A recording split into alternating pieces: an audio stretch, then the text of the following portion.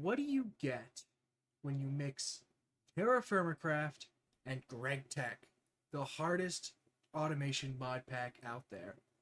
What you get is Terrafirmagreg, mainly featuring Terrafirmagreg and GregTech, aims to recreate primitive survival as realistically as possible in a Minecraft setting. Today's video is going to focus on getting a foothold into this new untouched world. It will be the start of a new 100 days challenge, split up into 10 videos so I can upload semi-frequently. Maybe, sometimes, hopefully.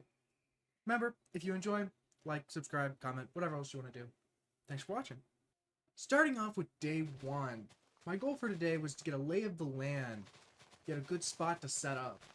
Best way to do this is to put down some waypoints, take note of the different resource indicators found on the surface, and just find a good spot that looks visually appealing. I located several important minerals, foremost of them being copper. Well, to be specific, tetrahedrite, which is copper-bearing ore, alongside some native copper, which is actually something that I have in my own personal rock collection pictured here, and an actual piece of native copper found around western Pennsylvania that has been cut and polished. It's pretty cool. I like it. Kind of looks like a dragon. Anyway, I located a semi-optimal spot near the ocean with a source block of water, just 3, near a cave, and best of all, it's right next to a juicy copper deposit.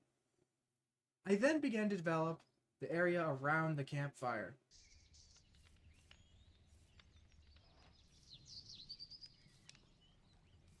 Creating a pit kiln filled with clay implements, vessels, and molds and the like, which are some surprise tools we'll use later.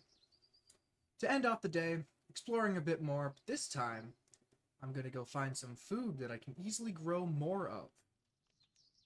Starting with day 2, I collected a lot of native copper and many wheat seeds, being 6. By the time I got back my clay vessels, they had finally finished cooking, which takes about 10 minutes. Vessels allow me to melt the copper that I picked up and temporarily preserve food items to store them more efficiently. It's like a little bundle. Planted my seeds and began to work on my first charcoal pit so I can finally move away from pit kilns, even though I've only really made one so far.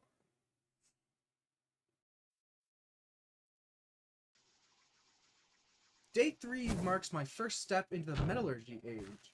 The copper I had began to melt in a pit kiln had completed, and I could make my first copper tool. I decided to make it a pickaxe, so that I can begin mining underground and create a charcoal forge. To make a charcoal forge, you need smooth stone, but breaking stone blocks only gives you small rocks that you use to make the stone tools. So instead, you need to break every single block around the stone block that you want. As is usual, I get slightly distracted and begin to explore the cave that is under my base. And find nothing. There's nothing down there. Nothing but monsters. I finish out the day, cutting down more trees for charcoal.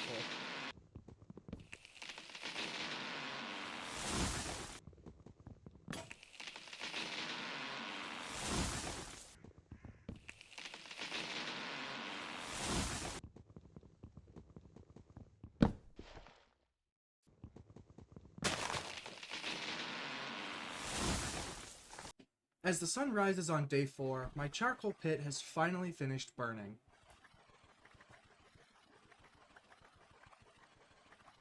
I quickly create a charcoal forge, which is 5 of those stone blocks filled up with charcoal and lit on fire, which is a much more efficient way to melt and heat up items. I put a vessel full of native copper on the charcoal forge so that I can make more tools and other copper equipment using the molds and the vessels that I have. I also begin cutting down more trees for more charcoal. That takes a long time, so I'll need to find a little bit more of an efficient fuel source.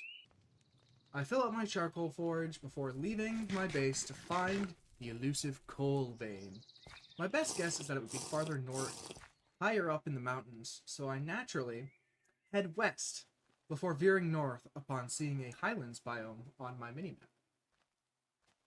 In the beginning of day 5, I find what I'm looking for in a claystone deposit hill. I mine up a bit of the coal so that I can begin using it instead of charcoal. On top of burning longer, it also burns hotter, allowing me to melt basically any natural resource I can access right now. When I get back, the copper still hasn't melted, so once again I begin cutting down more trees, because if I'm not causing irreparable damage to the environment, what kind of industrialist am I?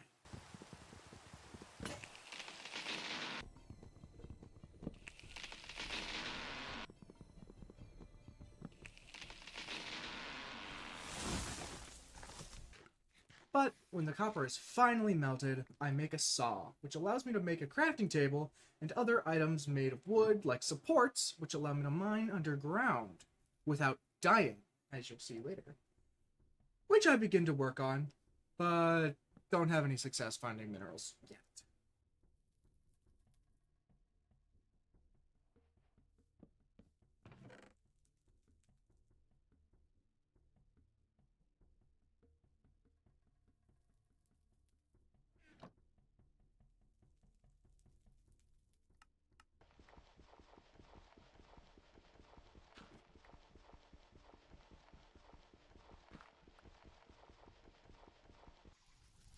Starting on day 6, I begin to gather the necessary resources to create a copper anvil, which will allow me to make a mining hammer.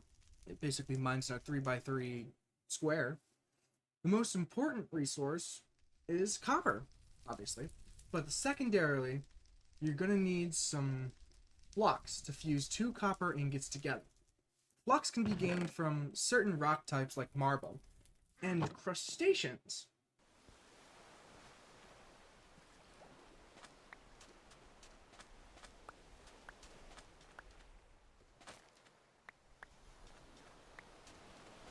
Which is why I settled next to an ocean. Simply, I need to go find and pick up some seashells and then whack them with a hammer.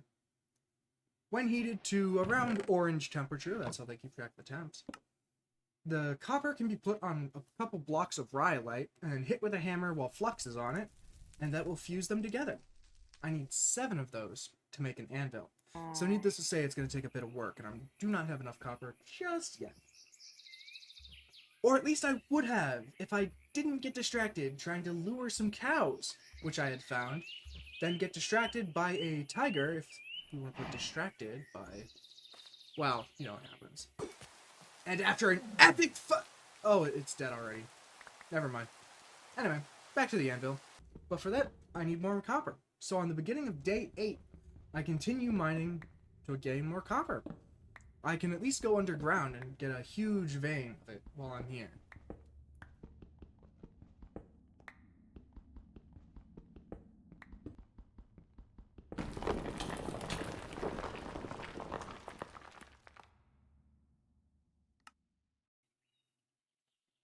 Since getting a saw, I've had access to planks, and that allows me to craft beehives. It takes a while for queens to move in. There's a small chance every day that one will. And beeswax will be quite useful later on when I need to make boats. And on day 9, the next day that I place the beehives down, I get stupidly lucky and have 3 queens move in to my 3 different beehives that I placed down. One of the queens actually has the crop affinity gene, which fertilizes nearby crops. So I move it over to the farm and is growing in nicely. On the dawn of day 10, I finally craft a copper anvil.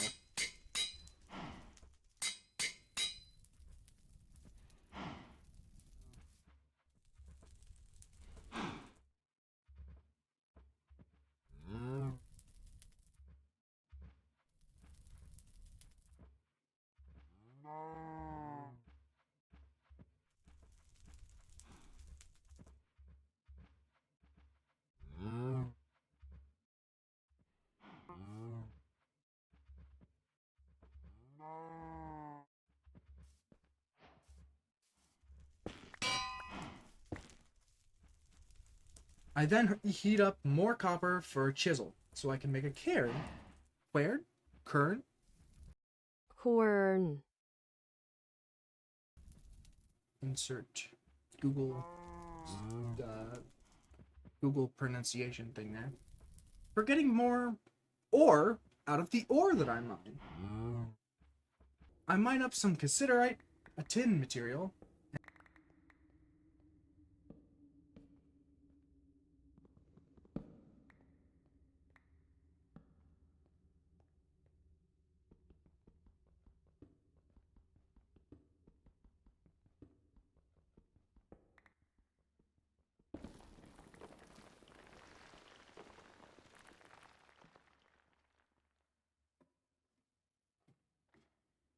and this will allow me to make bronze.